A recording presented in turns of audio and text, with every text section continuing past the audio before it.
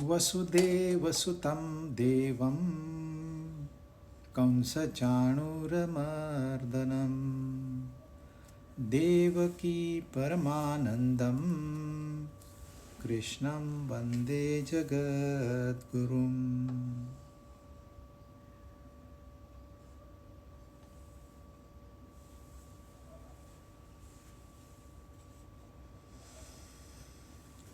भगवत गीता 14 अध्याय हमने पूरे किए।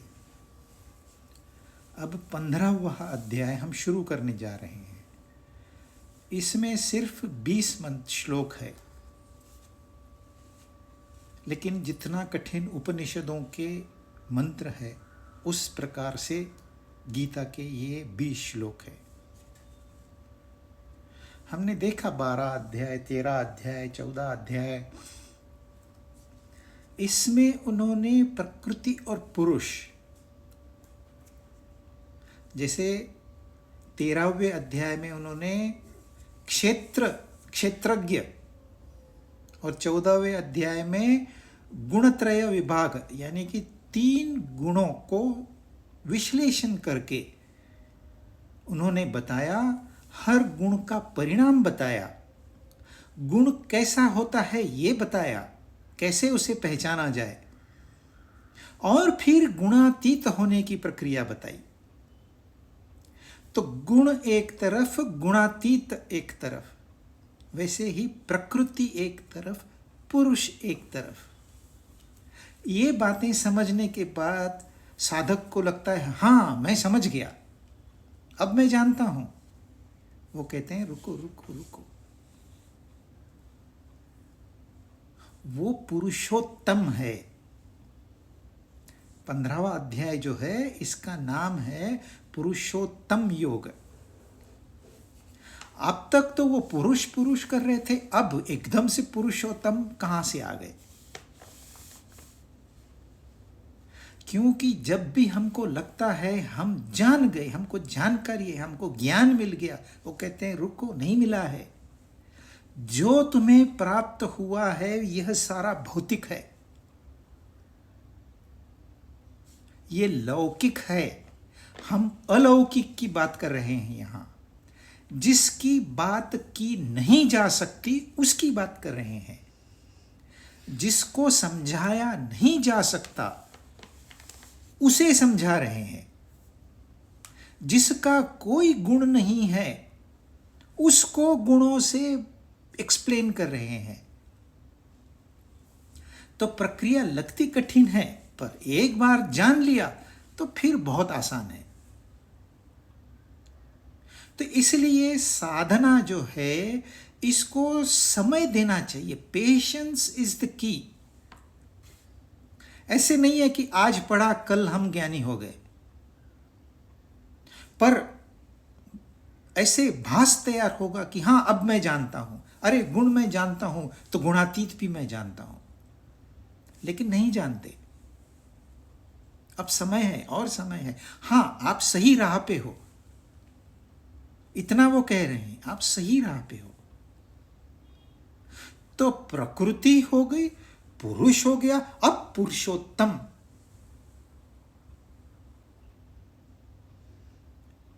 पर पुरुषोत्तम वहां तक जाने के पहले जरा फिर से एक बार इस संसार को समझ लो। वहां उन्होंने क्या बताया? क्षेत्र कौन है? क्षेत्र ये शरीर है। और क्षेत्रज्ञ चापि माम विद्धि सर्व क्षेत्रेषु भारत। सर्व क्षेत्र में व्यापक क्षेत्रज्ञ मैं हूं, भगवान कह रहे हैं। अब तक हमें यह समझ में आना चाहिए कृष्ण यानी कि कोई व्यक्ति हमसे बात नहीं कर रहा। वो जो भगवान है जिनसे इस सृष्टि का निर्माण हुआ है, जिनमें यह सृष्टि विलीन होती है और आने जाने का चक्कर जिनकी वजह से होता है, वे परमात्मा जिसको गीता ने ब्रह्म भी कहा है, वो हमसे बात कर रहे हैं। क्यों? क्योंकि हम उसी के अंश हैं, तो हम उनसे अभिन्न हैं। हम इस प्रकृति के नहीं हैं, पर गलती से हमने अपने आप को प्रकृति का एक हिस्सा मान लिया है, जबकि यह शरीर प्रकृति का हिस्सा है, हम नहीं। तो अपना आत्म स्वरूप उजागर करने के लिए वो हमसे बात कर रहे हैं। अपने आप को हम पहचाने, इसलिए वो बात कर रहे हैं। कौन बात कर रहा है? देखा जाए तो कोई किसी से कोई बात नहीं कर रहा, क्योंकि ब्रह्म, वो परमात्मा तो बात ही नहीं करते। उनकी भाषा मौन की भाषा है। इसलिए उनका साक्षात्कार तभी होता है जब हम मौनावस्था में पहुंच जाएं। लेकिन पहुंचे कैसे वहां तक? तो ये सारी साधना उसके लिए है। तो यहां हमने पहले इस संसार को पहचानना है। उन्होंने एक वृक्ष का उदाहरण लिया है, और फिर पुरुष और पुरुषोत्तम का भेद जानना है इस अध्याय में। यह अध्याय यदि समझ में आ गया तो आगे के 3 तो एकदम आसान है। यह महत्वपूर्ण अध्याय है। तो इसकी हम शुरुआत करते हैं पहले श्लोक से। श्री भगवान उवाच ऊर्ध्वमूलम् अधः शाखम् अश्वत्थं प्राहुरव्ययम् छन्दांसि यस्य पर्णानि यस्तं वेद स वेदवित्। यस्तं वेद स वेदवित्। जो जानता है वो जानता है,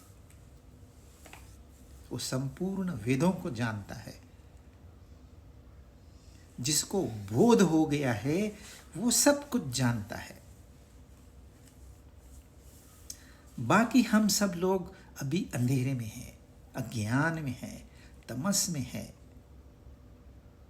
तो हमको थोड़ी मेहनत करनी है, नहीं तो ये संसार में आने का क्या मजा है? मेहनत ही नहीं करेंगे, खाली बैठे रहेंगे पत्थर की तरह, तो आए ही क्यों हम?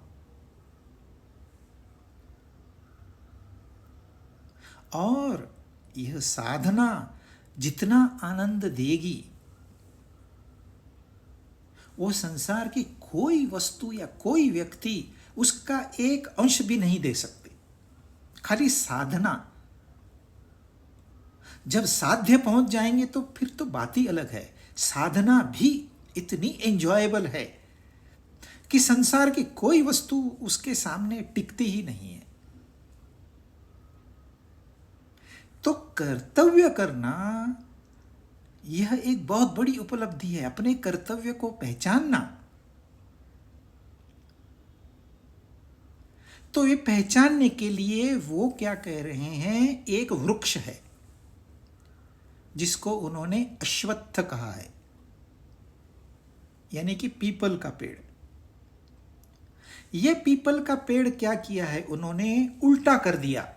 आप देखते हो पेड़ है, बड़ा है, पत्ते हैं, उसको फूल लगे हुए हैं, उसकी टहनियाँ है, एक मेन जो शाखाएं हैं उसको सपोर्ट करने वाला एक मेन स्तंभ है। हमको इतना ही वृक्ष पता है,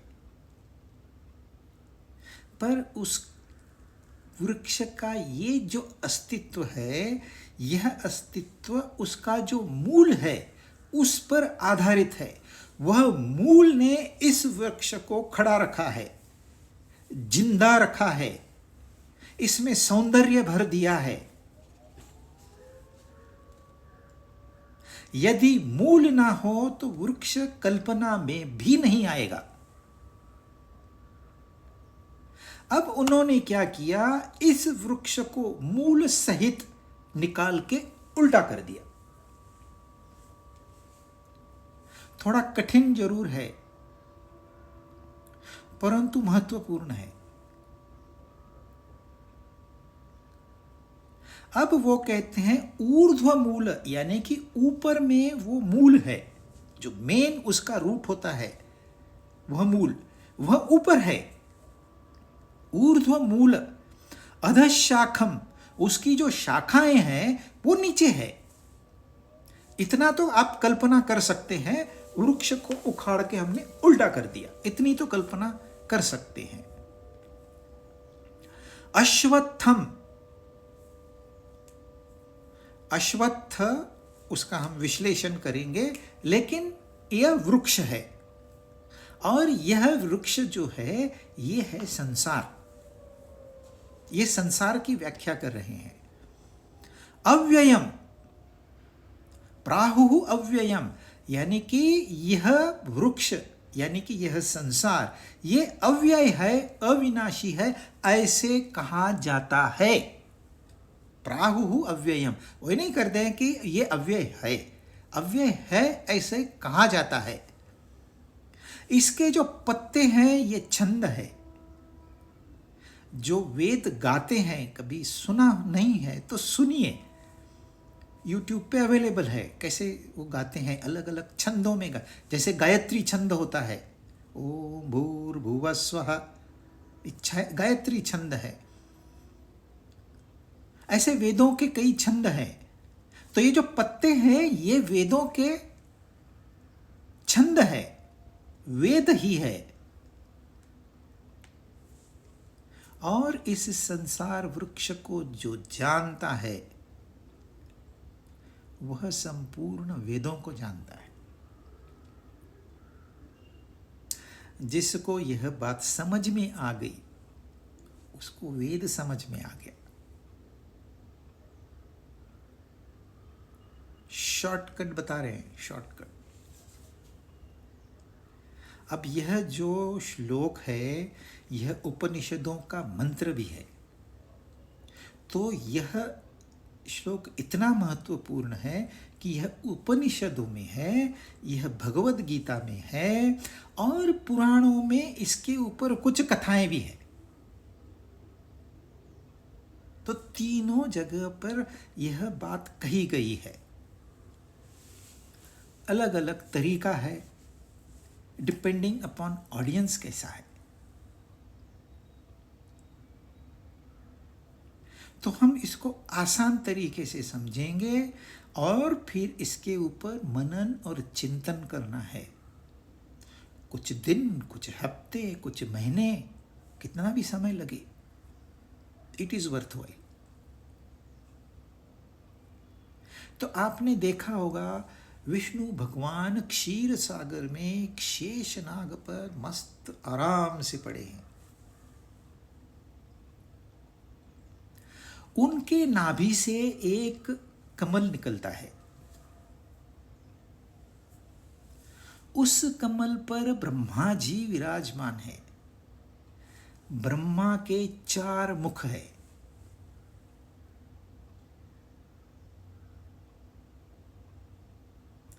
तो जो ब्रह्मा पैदा हुए हैं 4 मुखों से पैदा हुए हैं, यानी कि 4 वेदों का उन्हें ज्ञान है। वेद आपको पता है, यजुर्वेद, सामवेद, अथर्ववेद, ऋग्वेद। ऋग्वेद सबसे पहला और महत्वपूर्ण, बाकी 3 बाद में आए हैं। ऋग्वेद के जो मंत्र है वो इन तीनों में मिलते हैं। तो ये 4 वेद उन्होंने सिंबलाइज कैसे किया है, ब्रह्मा को 4 मुख दिए हैं। लोग पूछते हैं 4 मुख होते हैं क्या? क्यों नहीं होते? आप तात्विक दृष्टि से उसका अभ्यास करेंगे तो होते हैं। आप शारीरिक रूप से फिजिकल, खाली फिजिक, तो फिर नहीं होते। आपकी विचारधारा इस शरीर तक मर्यादित है, मतलब आप सिर्फ 1-2% ज्ञानी हो। शरीर पूरा आपको पता है तो आप 2% भी ज्ञानी नहीं हो, तो चलो 2% दे देते हैं। अब तो और काफी बाकी है। जो तत्वज्ञ होता है वो जानता है कि ब्रह्मा जी के 4 मुख है, यानी कि 4 वेद है। वो 4 वेदों का ज्ञान उनके पास है। और एक कहानी ऐसी भी है कि उनके वेद चुरा के लिखे गए। कौन? राग द्वेष, मधु कैटव। और एक लंबी कहानी है। कहानी में हमको नहीं जाना है, हमको तात्विक बात क्या है वो समझनी है। तो यहां उन्होंने कहा है एक वृक्ष है जिसका मूल ऊपर है। वहां उन्होंने बताया विष्णु भगवान क्षीर सागर में मस्त योग निद्रा में है।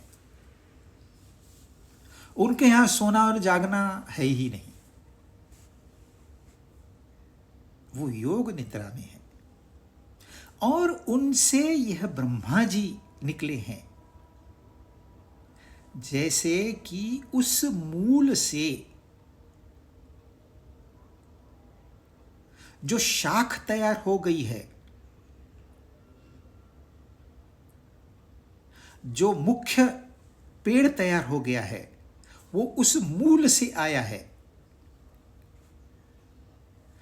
तो विष्णु भगवान वहां पर है, यहां मूल है, ऊर्ध्व मूल, ऊपर में मूल है। यहां अधश शाखा है, यहां ब्रह्मा जी है।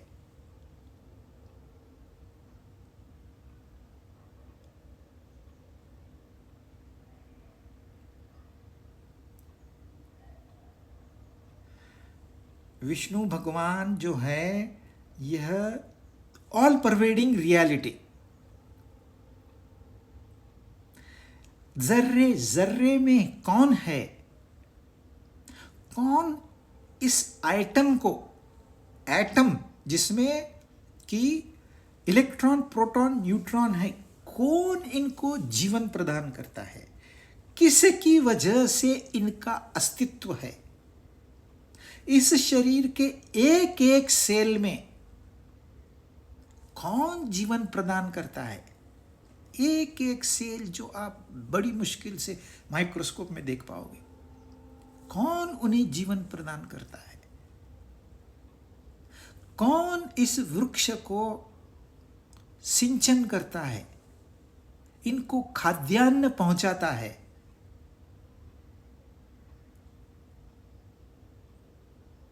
तो वो जो मूल है वो है विष्णु भगवान, यानी कि वो है परमात्मा, वो है ब्रह्म। अब इस ब्रह्म से निर्मिति हुई है, इस मूल से पेड़ आया है। यदि जड़ ही कट जाए तो पेड़ का नामो निशान भी नहीं रहेगा। लेकिन जड़ कटती नहीं है, यह जड़ ऐसी है वो कटती नहीं है, वो सदा के लिए है। पेड़ कटता है, दूसरा आता है।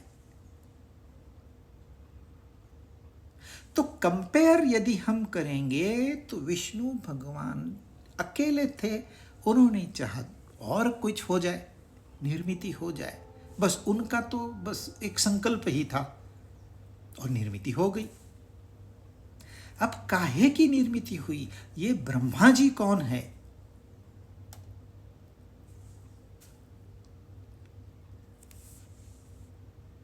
फिर से समझ लीजिए, पहले पेड़ समझ लीजिए, उसका एक मूल है, वह मूल ही वृक्ष का आधार है। फिर उस मूल से एक तना आ गया, फिर उसकी ब्रांचेस निकल के आई,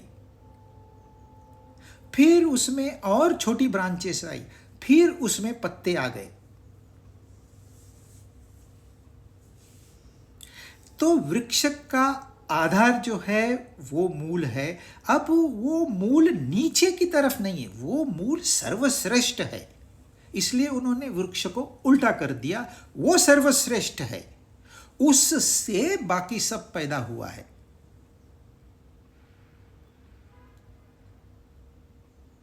हम अभी व्याख्या कर रहे हैं इस संसार वृक्ष की,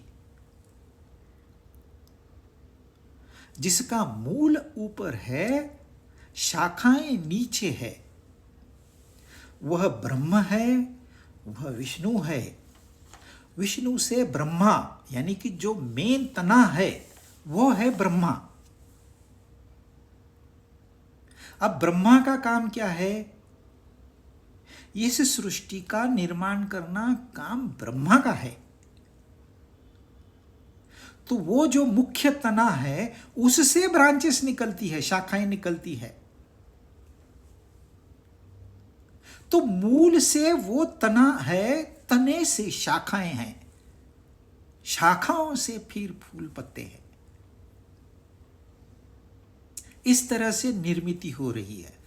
विष्णु भगवान है, उनसे ब्रह्मा जी पैदा हुए। ब्रह्मा जी ने प्रकृति का आधार लेके संसार की रचना की। ध्यान में रखना,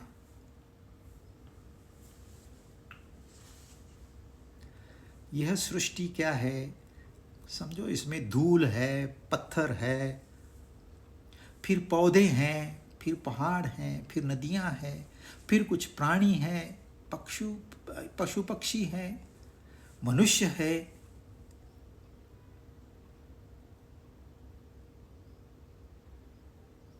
तो यह जो सारी निर्मिति हुई है, ये कैसी हुई है? उनमें से पहला तत्व निकला आकाश, आकाश से तत्व निकला वायु, वायु से तत्व निकला अग्नि, अग्नि से जल, जल से पृथ्वी, और ये जो जगत है, ये सारा जगत जो है इन पंच महाभूतों से तैयार हुआ है, जिनका आधार वह ब्रह्म है। तो ब्रह्म से पंच महाभूत हो गए। पंच महाभूतों से ये जो भी सृष्टि आपको दिखाई देती है वह पैदा हुई। यह सृष्टि पे हमारा कोई अधिकार नहीं है।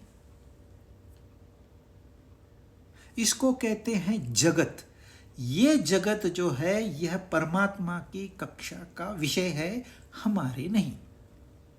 ये उन्होंने बनाया है जगत। यह जगत हमें कुछ नहीं करता, न कुछ देता है न कुछ लेता है, क्योंकि यह शरीर भी इस जगत का ही हिस्सा है, यह मन बुद्धि भी इस जगत का ही हिस्सा है। तो इस जगत की निर्माण हो गई। यत्किंच जगत्याम जगत ईशावास्यम इदम सर्वम।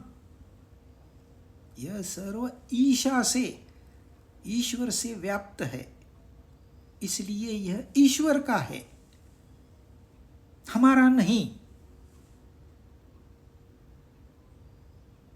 अब हमारा कैसे हो गया फिर? जब यह जगत हमारा हो गया तो इसको कहते हैं संसार। ये भेद ध्यान में रखिए, जगत अलग है, संसार अलग है।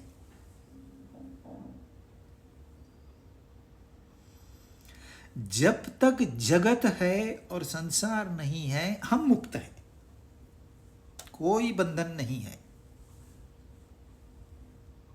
अब हुआ क्या है? हमने अपनी कल्पना से इस जगत को अपना कह दिया। ये जमीन मेरी है, प्रूफ है मेरे पास, 712 एक्सट्रैक्ट है। यह जमीन है, वो कल भी थी, आज भी है और कल भी होगी। आप सिर्फ आज हो, कल नहीं थे और कल नहीं रहोगे। तो ये आपकी हुई कैसे?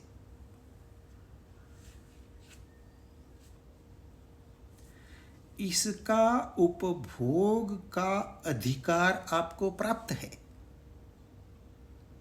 आप इस पे खेती करिए, आप इस पे मकान बनाइए, आप इसके रास्ते बनाइए, इसके ऊपर यह अधिकार आपको प्राप्त है जब तक आप कर सकते हो।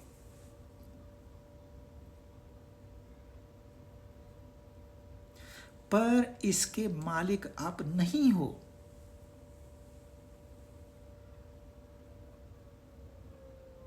जो इस बात को जानता है वो मुक्त है। वो उपयोग करेगा, कभी अपना हक नहीं जताएगा, कभी ये नहीं कहेगा मैं मालिक हूं, क्योंकि अपना है ही नहीं। वो जानता है 7/12 पे कुछ भी लिखा हो यह मेरी जमीन नहीं है।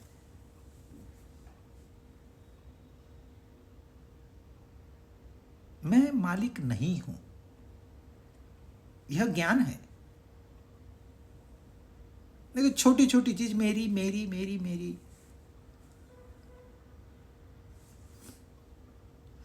तो इस भेद को जान लीजिए। जब जगत से हम संबंध जोड़ लेते हैं सिर्फ कल्पना मात्र से, तब ये संसार उत्पन्न होता है, और ये संसार बाधक है, जगत नहीं।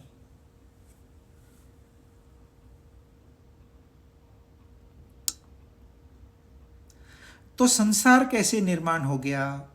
हमें जगत से कोई लेना देना नहीं, क्योंकि दुख देने वाला संसार है। इसलिए हमने इस संसार को अच्छी तरह से समझना है। जब हम इसको समझेंगे तो हम इससे अलग होंगे, और जब तक इसको हम नहीं समझे हैं इसमें हम उलझे रहेंगे, यानी कि सुख और दुख इस चक्कर से जाते रहेंगे, जन्म और मृत्यु के चक्कर से गुजरते रहेंगे। छुटकारा नहीं, संसार वृक्ष से छुटकारा नहीं। तो ये संसार मैंने, मेरा संसार मैंने बना दिया। ये मेरा मोबाइल है, ये मेरा घर है, ये मेरी पत्नी है, ये मेरे बच्चे हैं, ये मेरे मित्र है। मैं कमाता हूं, मैं खर्च करता हूं, मैंने ये बनाया है, मैंने वो बिगाड़ा है। इसको कहते हैं संसार। यह संसार हमारी निर्मित है। कैसे, वो तो सेकंड श्लोक में आएगा।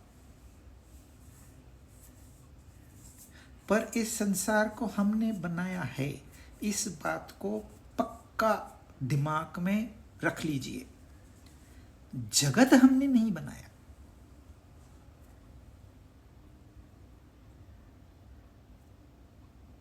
यह ग्रह तारे हमने नहीं बनाए। ये धरती, ये पहाड़, ये नदियां, ये जल, ये हमने नहीं बनाया। पर इनसे संबंध जोड़ के हमने जो संसार खड़ा किया है वह हमारी निर्मित है, और यह निर्मित सिर्फ काल्पनिक है। सच्चाई नहीं है इसमें, पर है। काल्पनिक तो काल्पनिक पर है। जब सपने से आप जाग जाओगे तो आप कहोगे अरे ये सपना था, कल्पना थी। अरे अब कहते हो तुम कल्पना थी, तब तो तुम्हें सत्य था कि नहीं? ऐसे ही यह संसार अब हमें सत्य लगता है। जागने के बाद पता चलेगा अरे ये तो सपना ही था, खाली बड़ा सपना था, इतना ही। तो ये जगत है एक साइड में, यह जगत है, यह मैं हूं। कोई समस्या नहीं है। अब विचार आ गया मेरे मन में। पहला विचार, जैसे ही विचार आ गया तो दो की निर्मित हुई। विचार की तो निर्मित हुई, यह मेरा विचार है, यह भी मैं भी पैदा हो गया। पहले ये मैं नहीं था, पहले वो बड़ा मैं था, अब ये छोटा मैं तैयार हो गया। ड्युअलिटी तैयार हो गई, दो की निर्मिति हो गई, और फिर बढ़ते बढ़ते बढ़ते बढ़ते यह संसार वृक्ष खड़ा हो गया।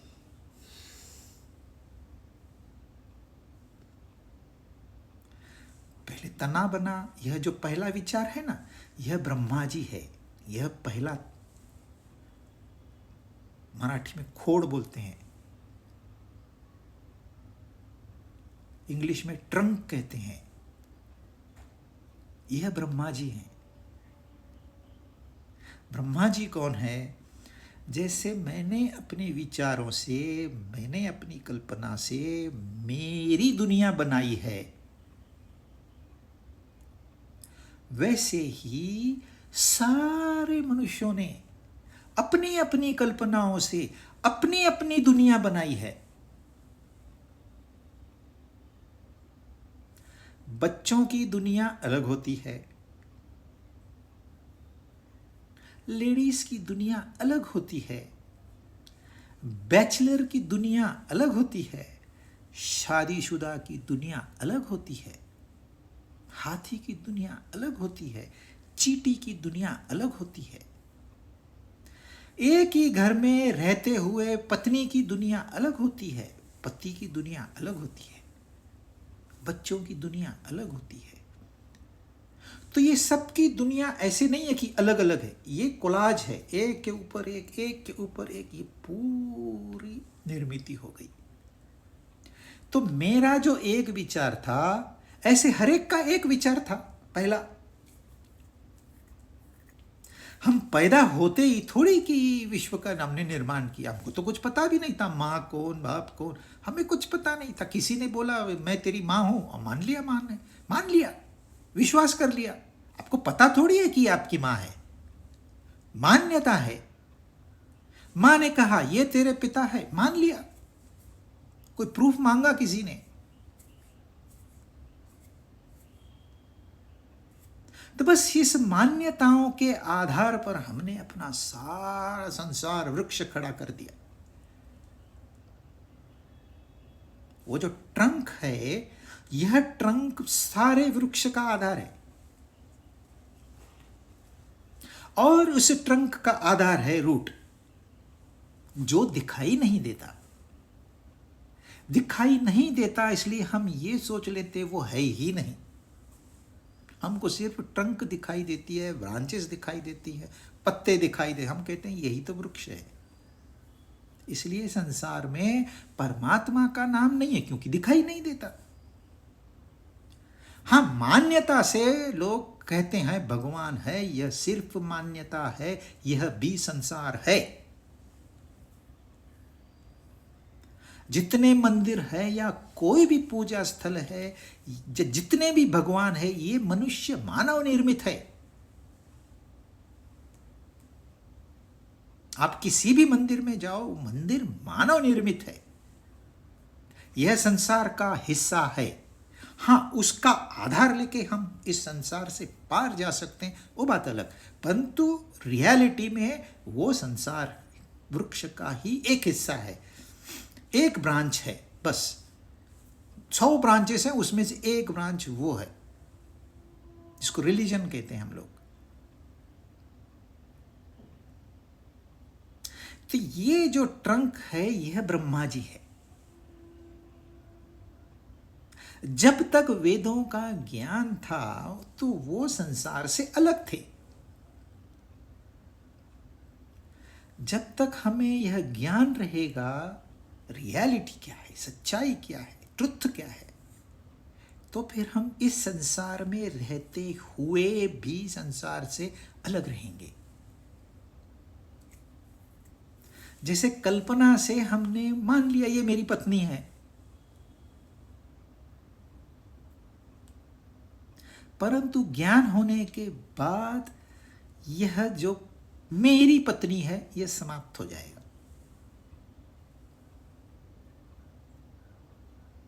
जो बांध के रखा है हमने एक दूसरे को, वो बंधन खुल जाएगा।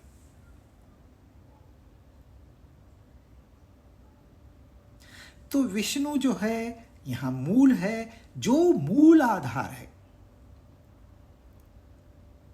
इस संसार की निर्मित मुमकिन नहीं थी यदि यहां कुछ भी नहीं था। इस संसार की निर्मित हुई है, इसका मतलब कुछ न कुछ इसके पहले था। साइंस कहती है एनर्जी, अब कहती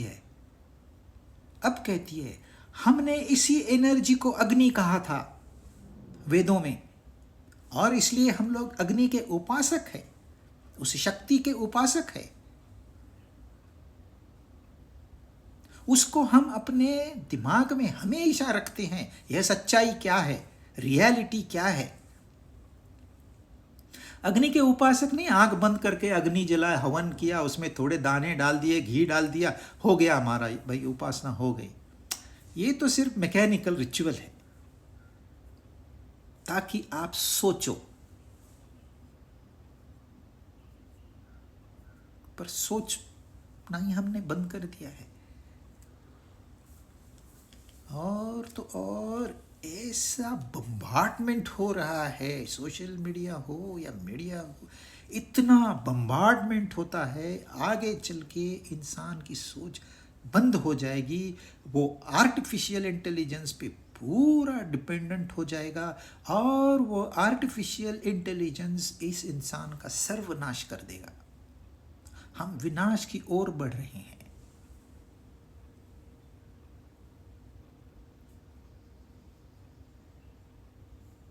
यदि मानवता समाप्त हो गई तो आप सोचो इस धरती पे रहने का क्या मतलब रहेगा। इतनी मेहनत से हम यहां पहुंचे हैं, आज भी हमारे पास यह ज्ञान उपलब्ध है, परंतु इसका आधार कोई नहीं लेता। यह ज्ञान पुस्तकों का नहीं है, ये उन्होंने अपने अनुभव लिख के रखे हैं, और हमको इसका अनुभव ज्यों का त्यों लेना है, तब हमें सच्चाई का पता चलेगा। आज हम झूठ के आधार पर जी रहे हैं, और झूठ की नाव डूबेगी। दिखने में वो सुंदर है, आकर्षक है, पर डुबाएगी। तो यह जो हमने संसार वृक्ष खड़ा किया है, जिसका मूल ऊपर इन्होंने यहां क्यों किया है? क्योंकि वह सर्वश्रेष्ठ है। दरअसल वह ऊपर होना चाहिए था,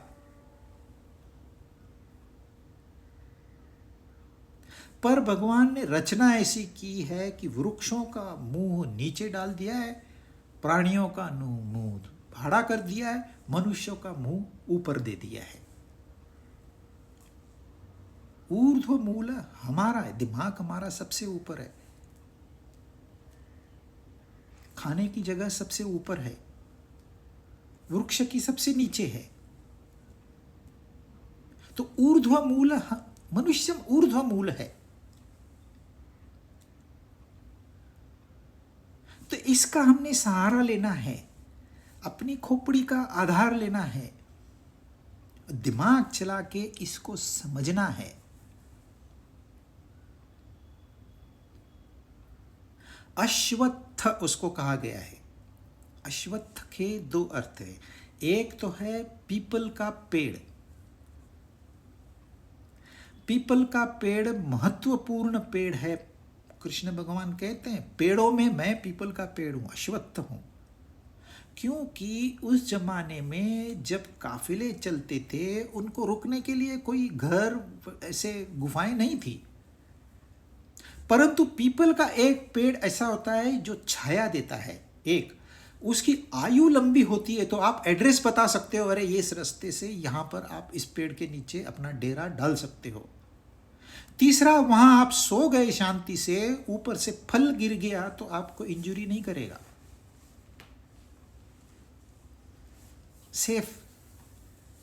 सेफ शेल्टर, इसलिए पीपल का महत्व है। परंतु अश्वत्थ का एक अर्थ ऐसा है जो कल दिन तक भी नहीं रह सकेगा।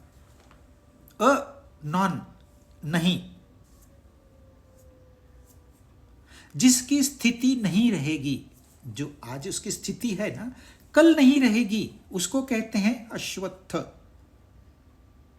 तो हमने जो संसार बनाया है अपनी कल्पनाओं से, अपने विचारों से, अपनी इच्छाओं से, अपनी कामनाओं से, अपने स्वार्थ से, यह आज जैसा है कल वैसा नहीं रहेगा। इसमें स्थिरता है ही नहीं। हम मान बैठे हैं ये मेरा है, ये ऐसे ही रहेगा, ये मेरी पत्नी है ऐसे ही रहेगी, मैं जवान हूं, मैं जवान ही रहूंगा, ये मान लिया है। सत्य वो नहीं है। कोई जवान हमेशा जवान नहीं रहेगा, यह सत्य है, अश्वत्थ है। आज मेरे मन में जो विचार है ये कल नहीं रहेंगे,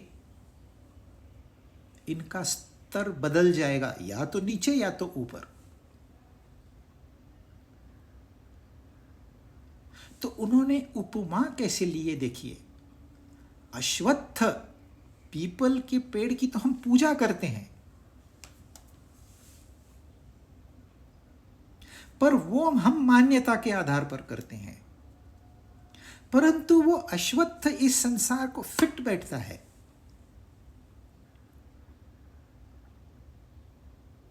तो ये अर्थ लेना कि जो कल नहीं रहेगा, जो स्वस्थ नहीं है, जो अश्व है, नॉन है,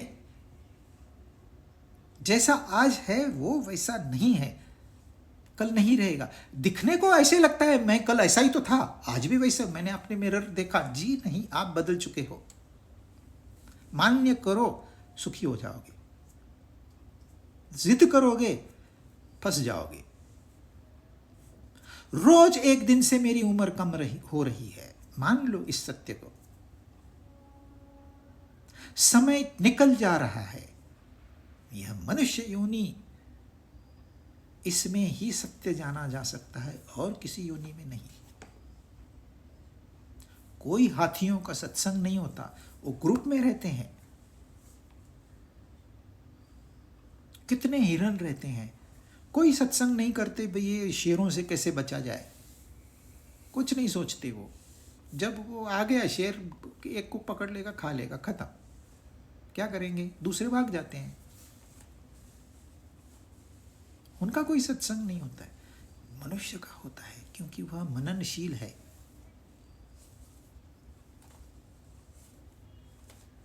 यह मौका गंवा दिया, खत्म।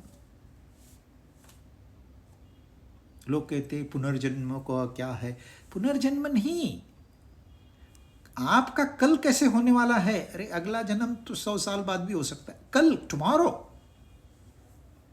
Are you going to be happy tomorrow? सुबह उठोगे, जन्म हो गया नया। तो आज आप जो पैदा हुए हो, how are you going to spend your day? Happily या दुखी होकर? स्वामी नारद तीर्थ कहते हैं, यदि आप दुखी हो तो आपको दरवाजे से बाहर निकलने का अधिकार नहीं है।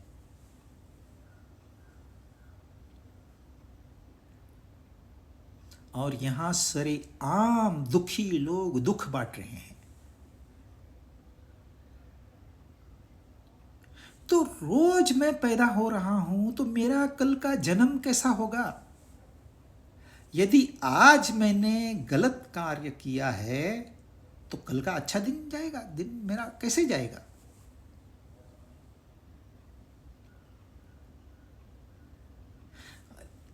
यही चक्र आगे भी चलता है, उसको कभी और समझाएंगे पुनर्जन्म क्या होता है।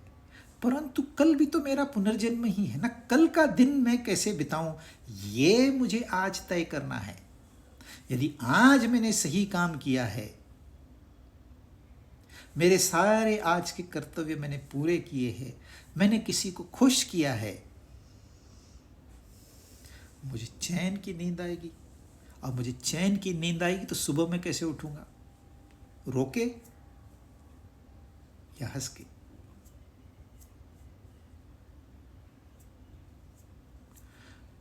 तो अश्वत्थ जो है, जो एवर चेंजिंग है, इसको हम स्वीकार क्यों नहीं करते? जो सच्चाई है उससे मुंह क्यों मोड़ रहे हैं हम?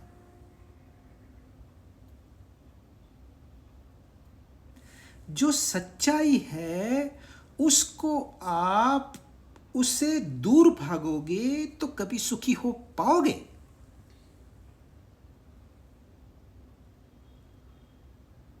और चाहिए तो आपको सुखी होना है।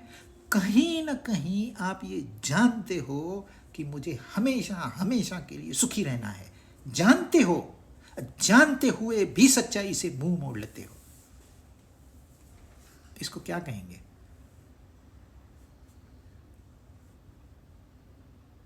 अव्ययम कहते हैं यह अविनाशी है। क्या अविनाशी है? यह सुख दुख का चक्कर, यह अविनाशी है। यह जन्म मरण का चक्कर, ये अव्यय है, अविनाशी है। विनाश नहीं होता इसका, विनाश नहीं होता। विनाश होता है, ज्ञान होने पर इसका विनाश हो जाता है। पर कहने में ऐसा ही आता है कि यह अविनाशी है। क्यों? मैं हूं तो मेरी परछाई है। क्या मेरी परछाई मेरे से भिन्न है?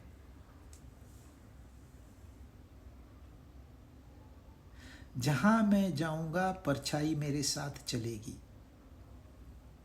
ये कल भी थी, आज भी है, कल भी रहेगी।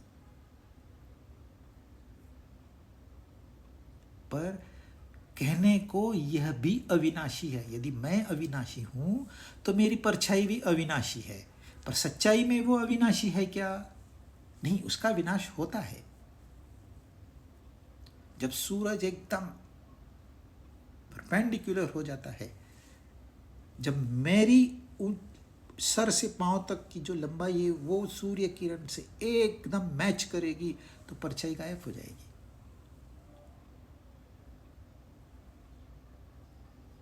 पर कहने में ऐसा आता है ये अविनाशी है, और इसलिए हमने थोड़ा सा सोचना है कि क्या इस सुख दुख के चक्कर से मैं कभी मुक्त नहीं हो पाऊंगा? यह भी अविनाशी है।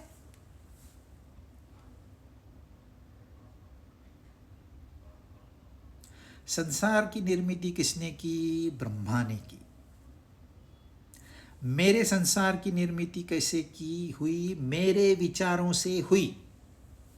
मेरे विचार ही ब्रह्मा है मेरे लिए। सबके विचार जब मिला देंगे तो उसको कहते हैं ब्रह्मा। तो सबका विश्व भी तो ऐड हो गया। तो इसलिए कहते हैं विश्व की निर्मिति ब्रह्मा ने की। परंतु जहां तक मेरा संसार है उसका जिम्मेदार मैं हूं। यह संसार अश्वत्थ है, सिर्फ कहने को अव्यय है। और ये जो पत्ते हैं ना, इनको उन्होंने छंद कहा है। तो जो ज्ञान अभी हम आदान प्रदान कर रहे हैं है तो वो उसके लिए, परंतु क्योंकि हम अपने संसार में फंसे हुए हैं, यह ज्ञान भी सांसारिक है।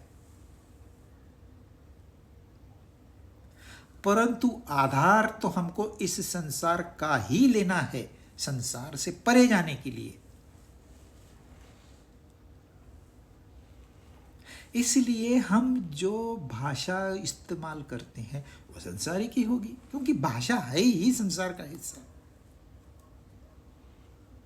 जो ज्ञान हम ट्रांजैक्ट कर रहे हैं, यह भी अज्ञान में ही आएगा, संसार में ही आएगा। क्योंकि ये तो सिर्फ आपने वेद पढ़ लिए, गीता पढ़ ली, याद कर ली, लेक्चर दिया, स्टैंडिंग ओवेशन मिला, आपको अवार्ड मिला, आप अज्ञानी ही हो। बोध नहीं है। जब तक बोध नहीं है तब तक यह सारा ट्रांजैक्शन इस संसार का ही हिस्सा है। कितनी बड़ी बात ये लोग कह रहे हैं।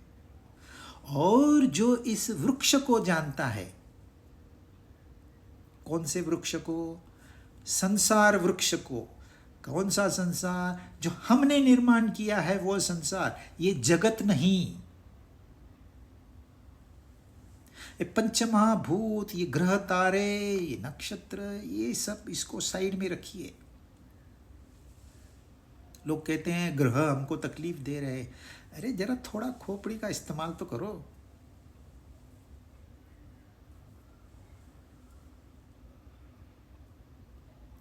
एक लेडी किसी मांत्रिक के पास गई, 6 महीने हुआ मेरा पेट दर्द कर रहा है, आप मंत्र से इसको ठीक करो। क्या वो मंत्रिक ठीक कर सकता है? वो उसने मंत्र फूंक दिए, लेकिन इसका दर्द ठीक ही नहीं हुआ।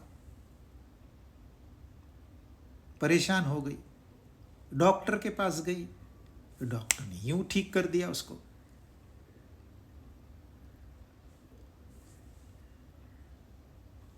आप गड़बड़ करोगे, उल्टा सीधा खाओगे, तो ये मांत्रिक क्या करेगा?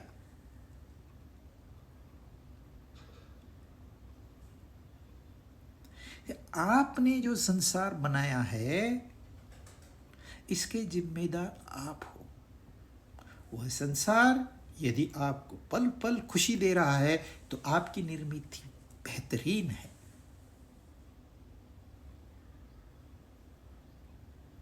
पर यह सुख के साथ दुख दे रहा है तो आपकी निर्मित गलत है।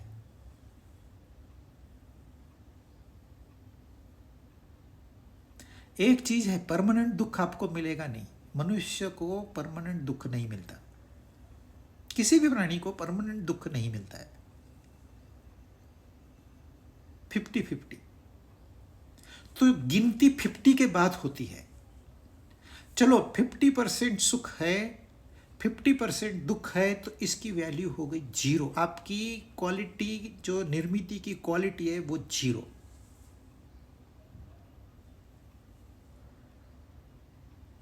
%98 सुख है, 2% दुख है, आपकी निर्मिति बेहतरीन है।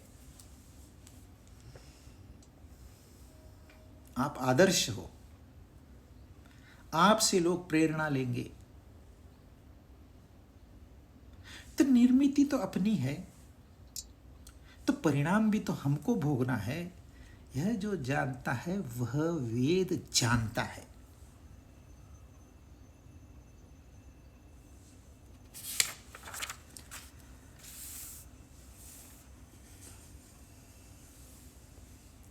अब थोड़ा और वो विस्तार कर रहे हैं इस वृक्ष का। नंबर 2, श्लोक 2। अधश्चोर्ध्वं प्रसुतास्तस्य शाखा गुणप्रवृद्धा विषयप्रवालाः अधश्च मूलान्यनुसन्ततानि कर्मानुबन्धीनि मनुष्यलोके।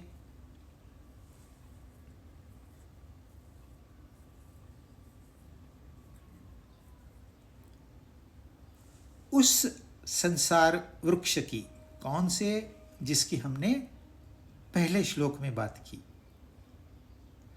मैंने आपको बताया जगत और संसार अलग रखो तो ही आगे समझ पाओगे। इसको अगर मिक्स कर दिया तो कंफ्यूजन क्रिएट होगा। अब हम जो बात कर रहे हैं वो अपने निर्मित संसार की बात कर रहे हैं, जो दुखों का कारण है। उसकी गुण प्रवृद्धा, उसकी जो बढ़ने की प्रक्रिया है, ये कैसे हो रही है? इसका वृक्ष कैसे बढ़ता है उसका हम सिंचन करते हैं। जब नया पौधा है तो आपको रोज पानी देना होता है, या उसका जो भी क्रम होगा उस क्रम के अनुसार उसको रोज जल देना होता है, तब वो बढ़ता है। ऐसे ही हम अपना संसार रूपी वृक्ष जो है इसकी सिंचाई करते हैं रोज। कैसे? गुणों के द्वारा। कौन से गुण? सत्व रजस तमस, जिसका हमने विस्तार से चर्चा की थी। और विषय रूप कोपलों वाली शाखाएं, विषय प्रवाला, विषय यानी कि इंद्रियों के विषय। रंग रूप यह विषय है, गंध यह विषय है, स्पर्श यह विषय है। स्पर्श बहुत अच्छा है, स्पर्श कठिन है, स्पर्श मुलायम है, स्पर्श विषय है। जो हमारी इंद्रियां हैं, यह इंद्रियां जिसकी तरफ आकर्षित होती है उनको कहते हैं विषय।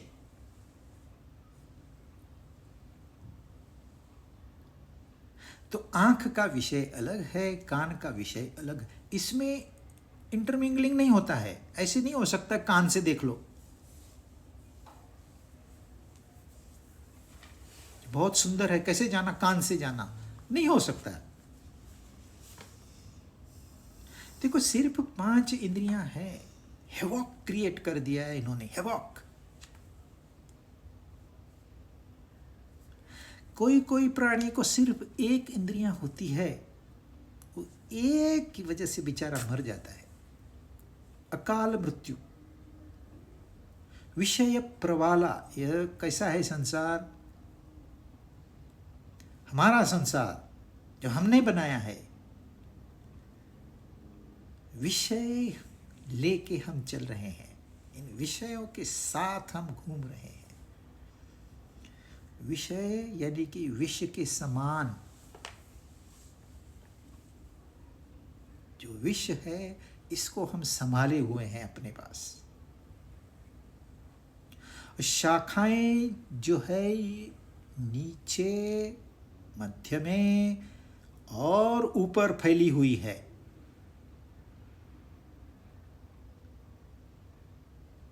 मनुष्य लोक में कर्मों के अनुसार बांधने वाले मूल नीचे और ऊपर, सभी लोकों में, नीचे और ऊपर का मतलब सभी लोकों में व्याप्त हो रहे हैं।